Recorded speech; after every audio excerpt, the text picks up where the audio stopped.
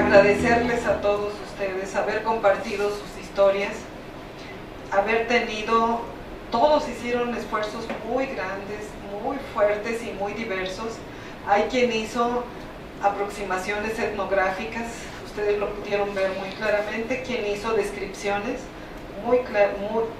hicieron etnografía y también hicieron biografía incorporada en sus etnografías. Hay quien trabajó muy bien los contextos, hay quien cuidó mucho la estética que iba a aportar a su texto, hay quien identificó aquellos lugares oscuros de la biografía que no puede todavía tocar porque duelen mucho, y hay quien además, fíjense, eso es sorprendente, los tocó, sufrió y resolvió y se levantó y los presentó aquí. De verdad que mi agradecimiento, mi reconocimiento a todo el esfuerzo de elaboração de suas autoetnografias que hicieron, porque son muy diversas, pero todas tienen mucho trabajo. Naquela manhã de dezembro, o sol, de quem eu nunca fui amiga, quase me conquistou. Da sombra de um prédio, na esquina da rua Figueiredo de Magalhães com a Avenida Atlântica, enquanto minha mãe, com uma mão, ajeitava a bolsa que carregava no ombro esquerdo, com a outra me buscava e com os olhos traçava o melhor caminho até o ponto do 177, que é uma linha de ônibus que ligava a Praça Mauá a São Conrado, né, a despeito de toda essa pressa e agitação da minha mãe, dos carros, dos banhistas, dos transeuntes, enfim, numa cena quase que slow motion, meu olhar flanava entre o balançar das folhas das árvores, o ir e vir das pessoas, os confetes de luz que o sol fazia surgir nas águas do mar de Copacabana. Meu corpo sentia a brisa suave e temperada pela maresia. Ao fundo, o tilintar daqueles confetes, enquanto todos os sons urbanos emudeciam. Interessante dizer que aquela não era a minha primeira vez no bairro de Copacabana. Aquela vista já me era bastante familiar. Desde muito pequenininha, minha mãe já me carregava nos embalos do 007, 005, ou como era chamado pelos neopolitanos, o ônibus Roletinha. Era uma linha que cobria o trajeto Nilópolis-Praça Mauá, via Avenida Brasil, pista seletiva. Também do 121, o 127, 177, todas as linhas já extintas que ligavam a Praça Mauá à Zona Sul Carioca.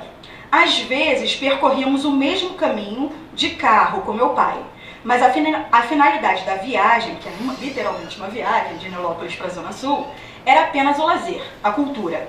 Com minha mãe, eu circulava naqueles ônibus com maior intensidade nas primeiras semanas de dezembro, quando eu já gozava o recesso escolar, mas ainda estava na região à espera das festas de fim de ano, sempre na casa dos meus pais, ponto de encontro de parentes e vizinhos. Eu cresci numa vila, né?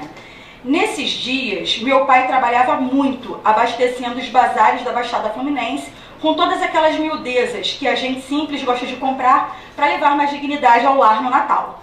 Massa corrida, tinta luminária, torneira, varal, espelho. Minha mãe passava o dia todo, 6 dias por semana, embelezando pés e mãos em residências de Copacabana, Ipanema, Leblon, Gávea, São Conrado. Bem, entre os buracos das vias mal conservadas e empoeiradas de Nilópolis, Belfor Roxo, Caxias, Nova Iguaçu, praça em que meu pai atuava, e as ruas iluminadas, arborizadas, o cheiro de maresia e a deliciosa acolhida da clientela da minha mãe, não era difícil decidirem qual seria o meu destino naqueles dias de dezembro. Então voltemos à Avenida Atlântica. Já na calçada oposta, os sentidos lentamente iam sendo retomados pelo fervilhar de Copacabana. Mas ainda na travessia dos dois mundos, o meu interior, habitado pela sensação de contentamento, e o externo do corre-corre carioca, inebriada pela luz que iluminava verdes e azuis de maneira especial, porque vamos combinar, o sol do verão em Copacabana é a coisa mais linda, né? Dá um tom diferente a tudo, né? Falei em voz alta para minha mãe: quem vive aqui deve ser muito feliz. E com aquele sorriso de quem descobre uma apaixonada, ela me disse: é lindo, né? Mas a felicidade mora nos olhos de quem vê, no corpo de quem sente. Ela fala muito essa frase, né? Ela até hoje repete muito isso. Nem todo mundo que mora aqui está feliz. E nem todo mundo que mora onde a gente mora está infeliz. E não precisa ser rico para morar aqui, mas precisa estudar para ter bom emprego e pagar as contas que aqui são mais caras. A minha mãe sempre foi dessas, né? Dessas que não perdiam a oportunidade de estimular os estudos. Mesmo que em relações não tão baseadas em fatos. Vamos combinar que nem sempre estudar muito tá ligado ao bom salário, né? Eu achei muito interessante a minha mãe sempre me levar para esses dois lados e mostrando que a felicidade não ia estar exatamente no dinheiro nem nas posses daquela pessoa, né? Então isso marcou. Claro que essa é uma leitura que eu faço do momento a partir de hoje, né? Porque essas coisas não se amarravam na época, mas desde aquele momento eu passei a ter esse olhar muito atento na rua, para as pessoas, para o caminhar, para os comportamentos. A Vanessa não está aqui agora, mas anteontem ela falou comigo assim: Eveline, você tem um olhar etnográfico, você podia ser uma antropóloga, porque eu tenho esse hábito de ficar, ó, varrendo com os olhinhos, tá? É isso. Eu nasci na favela da Rocinha e, assim, as lembranças que eu tenho de lá, eu morava num barraco, a Rocinha é um morro, né, de Pirambeira, e minha mãe saía para trabalhar todos os dias, meu pai também, e eu ficava trancado dentro de casa, no barraco, com meu irmão mais novo abaixo de mim. E ela deixava a gente trancado por causa do perigo de uma favela, embora naquela época nem se compara com os dias de hoje. Mas ela deixava eu trancado e meu irmão de 1 ano, eu com 5 para 6 anos, trancado ali. E eu conseguia descer, eu me abraçava pela varanda, assim, nas pernas do barraco de madeira, e descia para brincar, e ficava brincando ali. E quando eu via que a hora estava mais ou menos dela chegar, eu subia de novo, ela nem ficava sabendo. E ela crente que eu estava trancado dentro do barraco ali o dia inteiro. Mais ou menos com 5 anos me mudei, ela se mudou para Realengo, um bairro do subúrbio da Zona Oeste, né? E eu achei aquele lugar muito estranho, era um lugar muito extenso, com pouca gente, tudo diferente, meus amigos tinham ficado lá e eu ficava sozinho, de novo trancado. Agora a casa era maior, não era mais um barraco, era uma casa mal acabada, mas tinha um quintal grande, mas eu me sentia muito sozinho. E eu comecei a estudar, ir para a escola, achei a escola um saco. Falei, meu Deus do céu, isso é muito chato. Aí, mais ou menos no meio do ano, eu falei, não, mãe, eu não quero estudar mais, não quero ir para a escola mais não. Ela, mas por que tu não quer ir para a escola? Eu falei, não, a escola é muito chata. Tudo que a professora fala, eu já sei. Não quero ir mais para a escola, não. Aí ela foi lá conversar com a diretora, aí me pularam de série, e no meio do ano, aí no final do ano para o outro ano, me botaram na 3ª série. Quando estava terminando o ginásio, foi a primeira vez que eu parei para pensar o que eu vou ser quando crescer, né?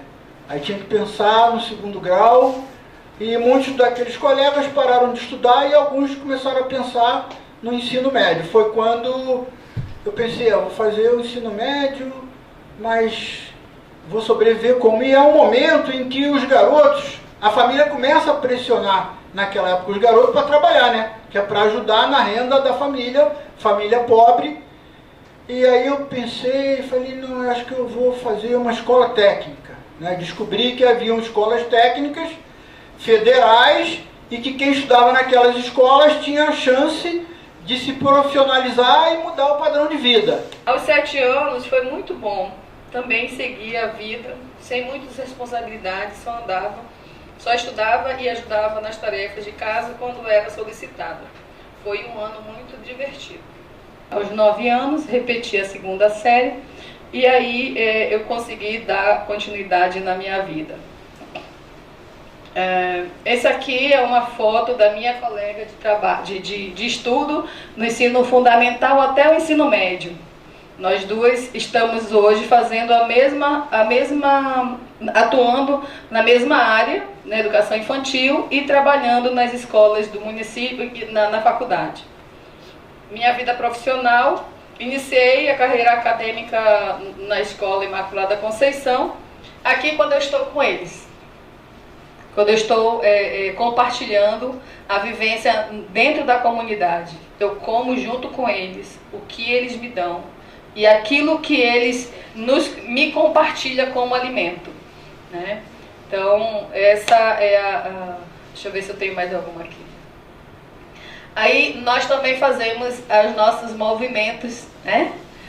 As nossas reivindicações indígenas, né? E sempre junto com eles. Eu nasci em Niterói. Logo no primeiro ano fui para Bom Jesus da Vapuana. A seguir fui para Nova Friburgo. Depois fui para Cordeiro. Depois fui para Cantagalo. Depois mudei para o Rio. Para Niterói. Depois mudei para o Rio. Depois João Pessoa, Maricá. Voltei para o Rio. Eu acho que eu estou aqui. Aqui. E aqui na minha constelação tem um círculo. Eu espero que eu chegue na estrela final só no final. Agora não. Então eu fui vendo, por exemplo, eu queria ter feito isso com linhas mesmo para observar melhor, porque algumas coisas eu realmente esqueço, eu dou pulos. É como se cada um desses lugares começasse tudo de novo, zerasse. Então eu tenho alguns amigos na minha primeira infância que eu não estrago, não tenho na memória. A minha ideia é que eu possa, agora a partir de cada uma dessas linhas, puxar outras camadas para me ajudar a ver se eu busco essas memórias que estão apagadas. Minha história é comum, quase não tem começo e desejo esticar um pouquinho o fim. Mas a minha história começa quando eu nada escolhia. Assim, meu pai escolheu minha mãe, que escolheu meu pai, e os dois escolheram morar em Niterói. Lá nasci. Depois fui para o interior, passei a primeira infância e me recordo pouco das fazendas, das ruas, das cidades, da escola e das festas do interior. Nos mudamos e também nada escolhi mais uma vez. Fomos para uma cidade muito fria, Nova Friburgo, e gelei minha segunda infância. Pois morava em uma chácara cercada de animais domésticos, mas também uma capivara, pacas e jacarés que meu pai, quando caçava, trazia de Mato Grosso. Em 99, vim trabalhar num espaço geopolítico totalmente novo para mim, o bairro de Xerém, no 4º distrito de Duque de Caxias, no pé da Serra de Petrópolis, onde eu trabalho até hoje, há 20 anos, no CIEP 338. Em novembro de 2013, obtive o título de mestre em Letras e Ciências Humanas pela Unigran Rio, tendo como título da dissertação Língua Brasileira, Identidade, Discurso e Contextualização Literárias. Esse texto, nele eu analiso a língua brasileira. Eu não sabia que existia uma língua brasileira, eu não sabia. E viajando para Portugal, dentro do avião da TAP, eu escutava as aeromoças dizerem: pois não estou a entender o que essa senhora está a dizer. Ela está a falar brasileiro. Aí eu descobri que tinha uma língua brasileira e comecei a pesquisar e fiz o meu mestrado em cima da língua brasileira, onde eu pesquisei bastante sobre as 3 matrizes que formavam a europeia, as línguas indígenas, as línguas africanas. Então, eu pesquisei essa língua que foi formada pelo amálgama de vários povos, culturas, costumes, saberes e línguas do idioma lusófono, trazido pelo colonizador, com as línguas indígenas da terra brasílica e também com as africanas que aqui chegaram durante a diáspora. A literatura e a docência sempre foram minhas grandes realizações e estiveram comigo desde a adolescência. E o hábito da leitura, a descoberta da sua importância em nossas vidas ainda é mais anterior ainda. Vem da minha infância, desde que eu descobri as letras. E o fascínio pelas histórias precede mesmo a tudo isso. Eu conheci a obra de Ayrton Suassuna ainda na pré-adolescência, quando fazia teatro na escola e li o Alto da Compadecida. Fiquei encantada, porque de repente ali estavam, dentro dos livros do Suassuna, aquelas personagens do sertão, daquele universo que estiver e está sempre comigo. Aqueles tipos criados por Suassuna, parecia que ele tinha se baseado no meu avô, nos meus tios-avós, nos vizinhos que conviviam com a gente lá no Maranhão, porque realmente parecia que ele tinha ido lá na matriz para construir aquele universo mítico dele, não é? Eles se pareciam com os meus parentes, conhecia os meus tios-avós, os caixeiros viajantes que passavam pelo nosso portão, os comerciantes, as comadres, os compadres do nosso povoado do sertão, né? Em 1986 eu comecei a destacar que de verdade eu acho que é quando eu comecei a me ver como um ser individual. Então, 1986, aos 16 anos, inicia o curso de licenciatura em Educação Física na Universidade de Castelo Branco, sai da casa dos seus pais, mora com seu namorado, arruma seu primeiro emprego como vendedora na Blue 4, que era uma boutique, começa a estudar a filosofia da macrobiótica. Eu tomo vergonha na cara, estudo, passo num vestibular para uma universidade pública. Passei para cá também, mas optei por estudar por lá. Isso em março. Em outubro, nasce meu primeiro filho. Nasce o Luan Bolsoni Rebelo. Eu tenho escrito sobre isso, que eu não vou ler aqui, mas nessas idas e vindas com o filho pequeno, indo para a faculdade, levando o bebezinho no Moisés, amamentando, parando para fazer todas as coisas que um bebê necessita. Ele foi para a faculdade comigo, ele entrou na faculdade comigo em 88, em 90, em 89 também. E eu abandonei o curso, mais de uma vez. Abandonei, voltei, abandonei, porque era muito difícil cuidar de filho, sem dinheiro, logo me separei, ficou difícil a vida. Em 1994, eu reingresso na faculdade, eu consigo. E isto é muito legal, porque eu tenho uma carta até hoje datilografada, que eu tentei vários caminhos, várias instâncias na universidade para tentar retornar ao curso, mas foi uma carta datilografada ao reitor que me recebeu em sua sala, que autorizou o meu reingresso ao curso. E daí eu terminei, né, em 96. Aprendemos una cosa de quienes somos en los posgrados. Se cree que hay siempre puros privilegiados hacia el resto de la sociedad. Se cree que quienes están ahí están recibiendo las mejores becas que hay en América Latina. Para ustedes son las mejores becas que hay en América Latina, ¿no? Ni siquiera en Estados Unidos pueden tener ese tipo de beca nadie, ¿no? Allá les dan becas crédito, tienen que regresar el dinero. Y en México no tenemos becas tan buenas como las que ustedes tienen. Entonces, de entrada se piensa que aquí quien llega a un doctorado es seleccionado y es muy afortunado, y se ve como un privilegiado, como si no tuviera historia de esfuerzos, como si no hubiera detrás también gente que lucha por un lugar en la educación, en la universidad. Y lo que muestran las autoetnografías, incluidas las de mis estudiantes que les compartí, ¿sí?, muestran que detrás hay toda una generación que lucha, que busca un lugar en el mundo. Yo veo en todas sus historias la búsqueda de ese lugar. ¿No es cierto, Mauro? Mauro mostró cómo ha buscado intensamente un lugar, ¿no? Y que en esa búsqueda hemos tenido aliados y que hemos aprendido a vencer la derrota en formas muy diversas. Y lo dejo, agradezco a Ana, de verdad fue para mí un curso precioso. Yo me voy con muchos aprendizajes y con mucha calidez de ustedes, por la sensibilidad, la recepción que tuvieron de las lecturas y del curso. Lo agradezco mucho, Ana.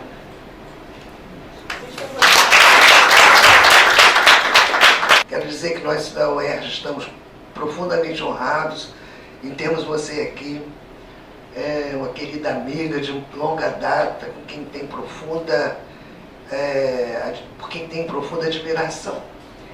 Esse curso, Oresta, vem assim para cobrir, de certo modo, uma lacuna, né, de aprofundamento de questões que dizem respeito à subjetividade do sujeito que pesquisa, que se entrelaça com o objeto investigado.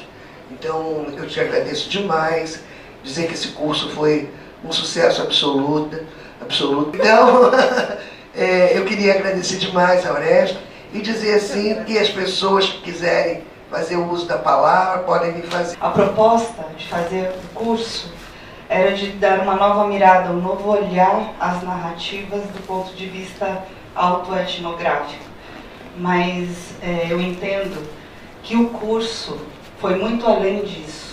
Ele promoveu, ele provocou, ele nos chamou para uma mirada, para um olhar diferente para a vida, de uma forma reflexiva. Eu entendo pela fala de muitas pessoas, pela coragem de ir à frente, de falar, de se despir em muitos momentos, de que este curso, tal qual está sendo, para mim, foi um divisor de águas. Está sendo um divisor de águas na compreensão de se aproximar dos conteúdos, das experiências de vida, das experiências do cotidiano, das fragilidades, das nossas potencialidades, com respeito e como sendo algo sagrado. Esse movimento foi constante em todos os momentos do curso. Havia um profundo respeito em quem estava falando, havia uma ressonância fortíssima em muitos momentos com as histórias contadas, mas ao mesmo tempo tinha um movimento interno, falando, e aí, Selma, e você? Como é que está aí? Né? O que é que isso agregaria para a academia? Sim, mas para a sua vida. Como pode ser ressignificado esse momento? Então eu quero te agradecer com tudo isso, porque esse curso, ele é importante para a vida acadêmica, ele é uma metodologia científica, nós entendemos isso, mas ele também nos provoca a estar em contato com muitos outros conteúdos.